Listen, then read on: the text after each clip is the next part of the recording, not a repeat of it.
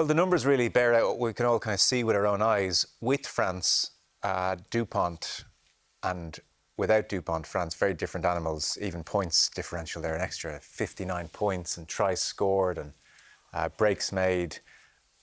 But it's even more than that. I mean, the way you lot, and you're a cynical bunch, talk about him, it's almost reverential.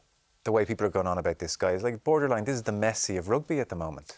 Well, he makes you happy as well watching him. Yeah. So, and he delivers consistently. Listen, what he did last year to win the Olympics for France, and he did.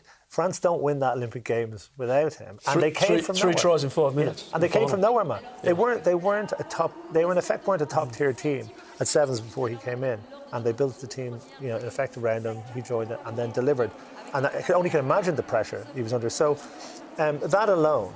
But his individual skill set, the sort of way, the swashbuckling way that he plays the game, he's all the constituent parts of everything that you want in a brilliant rugby player. So he's also helped by the fact that he plays the key position in the field. He gets the most touches. He runs the game. He has brilliant kicking with both feet. He's remarkably physical in the carry.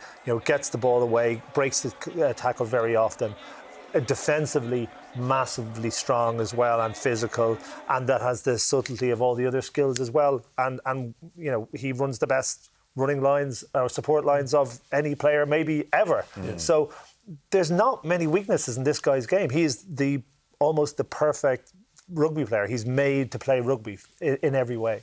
And they say, there's a saying in coaching, when you coach or play against a great player, you've got to defeat his aura as well as their skills.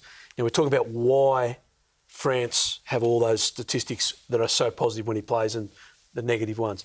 His aura around his own team, it inspires them and lifts them.